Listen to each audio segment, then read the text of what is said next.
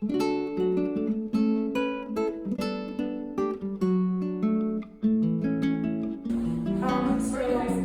my first project, I decided to explore crystal lattices, more specifically the base units of crystal lattices, these unit cells. Unit cells are essentially what makes up, they are the smallest structure prevalent in crystal structures that you find in metal objects. And here I chose to model 3 different ones, starting with this one. This is the simple cubic unit cell. It is made up of 8 corners that are all 1/8 of a cell, meaning that each simple cubic only contains 1 atom. Because of that and its lack of packing, it's very open. I can stick my finger through it. It's very unstable and very rarely occurs in nature, meaning that only really the metal polonium forms simple cubics. Next is the body-centered cubic. This is nearly identical to the simple cubic, except now there is a body at the middle, so it contains 2 atoms instead of the 1. This is slightly more efficient than the simple cubic, and because of that, it is more common in nature, with metals like iron and tungsten forming this cubic cell. And finally, we have the face-centered cubic. This one's a little special because it is the only one of these 3 that's considered close-packed, meaning that 74% of its space is taken up by cells, by the actual bodies within it, and that is the closest packed things can reach in nature. There's other unit cells that do this, but this is one example of it. And each FCC unit consists of 4 atoms, 1 for each corner, and then 1, 2, 3, so 4.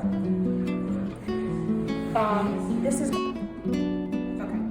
my second project is the 2D particle in a box model. To start this off, we kind of have to start at the very beginning and explain what a wave function is. A wave function is a complex mathematical formula that essentially contains all the information one could want to know about a quantum particle. You can manipulate it in various ways to gain information about a particle. For example, if you were to square this function, you would get probability density, which explains where you are most likely to find an object in quantum space.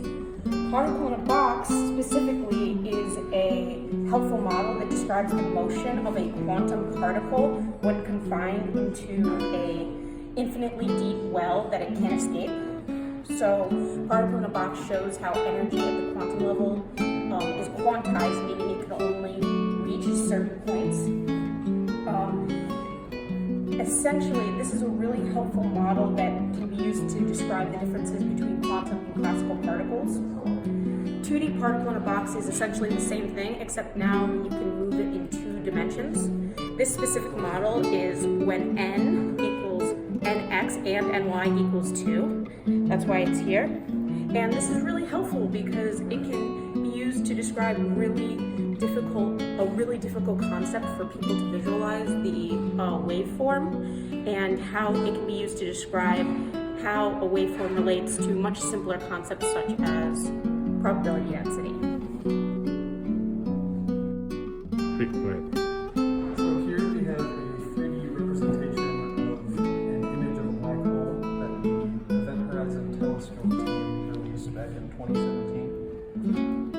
In the model, the height of any given point is proportional to the intensity of the light of the image at that point. So you can see around that central dip, there's a bunch of raised area, and that corresponds to the bright accretion disk around the black hole itself.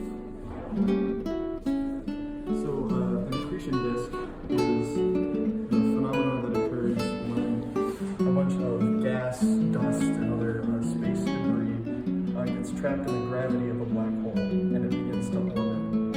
And as it orbits, it gets closer to the center of the black hole. The orbit gets faster and faster. Friction causes those particles to heat up, and quantum mechanics allows them to emit light. And that's the light that you see in the room. And in the center there, that dip is the black hole itself. And I really like the model for showing that, because you can really see just how little light, it's actually no light,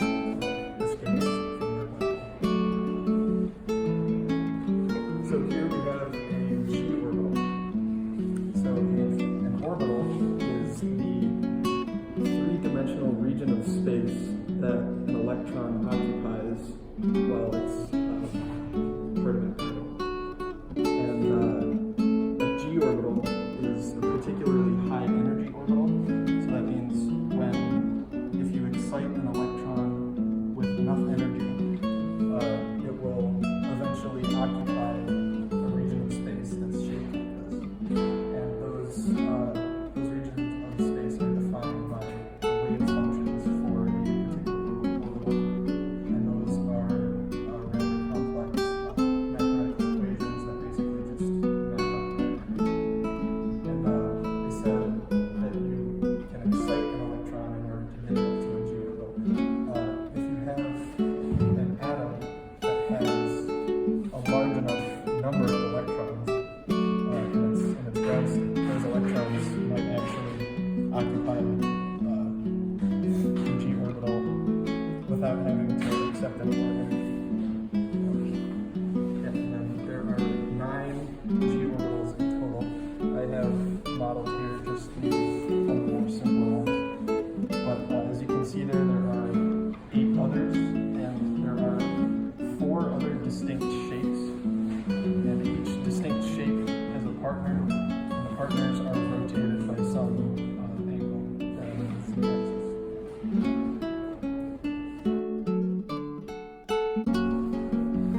Alright, so this is a Buckyminster fullerene molecule. It's one of the different forms of carbon. It's known as fullerene. The other forms are graphite and diamond. And this is essentially just 60 carbon rings connected together. Every single bond is sp2 hybridized, and this molecule is composed of hexagonal and pentagonal rings, where the pentagon holds most of the strain. And the reason why many of these full rings don't exist is because in weirder structures where you have 61 carbons or 62 carbons, the pentagonal rings are touching each other. And because they have most of the strain, the one bond that's in between two has so much strain that it just snaps. What's another thing that's really cool about this molecule is that it's extremely stable and flexible, and what you can do is actually compress it, and it'll form a super hard diamond, but as soon as you take that pressure away, it reforms back to its original shape. And it's formed in a lab. It's hit with a laser and a dense helium gas beam, and then it is cooled and ionized. It forms these structures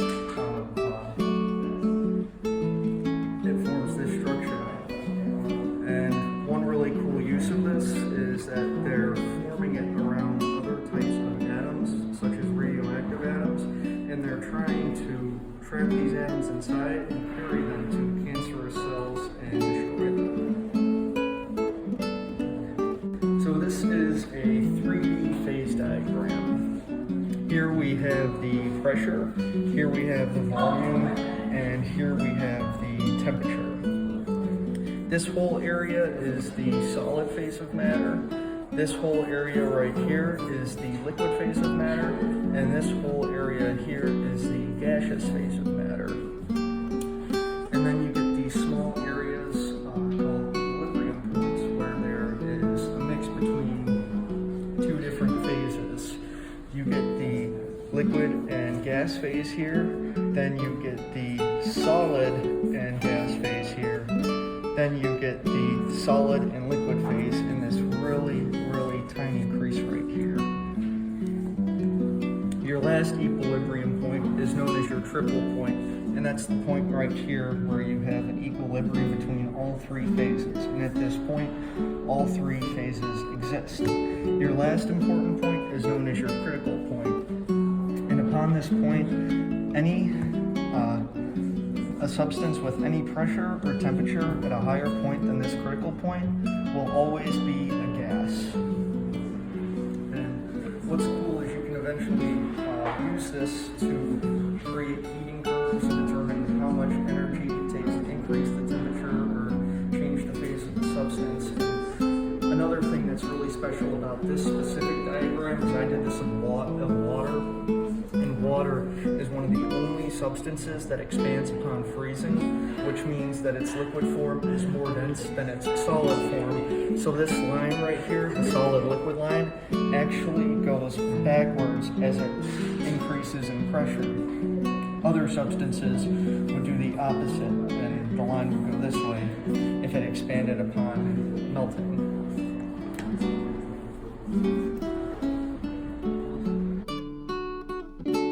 So here you have the 5 d-orbitals, and we have a superposition of the 5 d-orbitals right here. The d-orbitals are foundation of chemistry, from undergraduate chemistry to postgraduate chemistry. I really like this model because it shows the 4 congruent structures, these 4, dx, y, dx, z, dy, z, and dx squared minus y squared. They're a different orientation, because I used to get confused about that. Them all being the same shape, but they're different obviously, with orientation. So d-orbitals and orbitals in general are based on quantum mechanics, which is physical chemistry.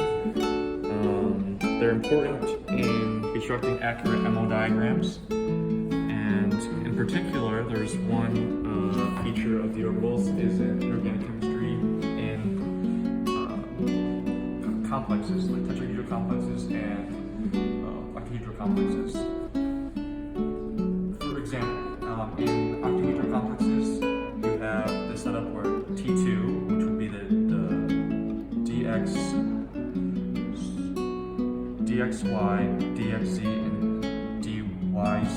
on the bottom, and then the e orbitals, which would be the dx squared minus y squared and dz squared, occupying the higher energy level. And then the reverse would be true for tetrahedral complexes. This is the Leonard-Jones potential, and I'll start with a little background of Leonard-Jones. He was a British computational and theoretical chemist, born in 1894 and died in 1954. He went to Trinity College and Cambridge University. He got his doctorate in 1924. In 1929, he contributed to the idea of the linear combination of atomic orbitals, which is in MO theory. And then this here is the Leonard-Jones potential, or LJ potential, or also known as the 12-6 potential. The idea of the LJ potential is to provide a simple expression that would model soft, repulsive, and attractive attractions between molecules. It is important to note that this is only works for pair potential and not multi-body interactions. So here I have radius graphed on the x, and then on the y I have potential, and then on the z I have well depth. And the simple expression for the Leonard-Jones potential is 4 epsilon times sigma over r to the 12 minus sigma over r to the 6th.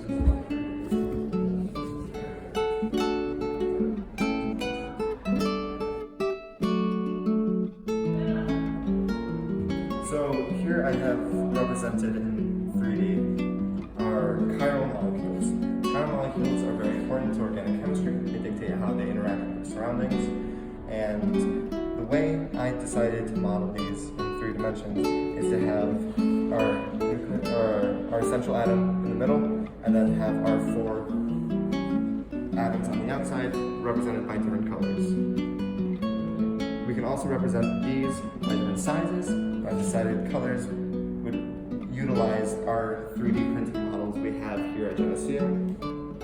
For my second project, I decided to actually take something from Dr. Peterson, his class. In the class, we modeled our stabilization energy and internuclear space of 2 bodies, and the z-axis is effective nuclear charge. If you want to see, we can have some more visual representation there. So, I used the overlap and exchange integrals to model these in 3 dimensions, and the way in which I did that was I plotted each graph individually and then splined them all together, which is something you do in Fusion 360. And in doing so, I created a surface energy plot. So the more negative we have in our y dimension, it is more stable. And then as our x increases, increases, we increase our internuclear space. And like I said before, Z is the effective nuclear charge.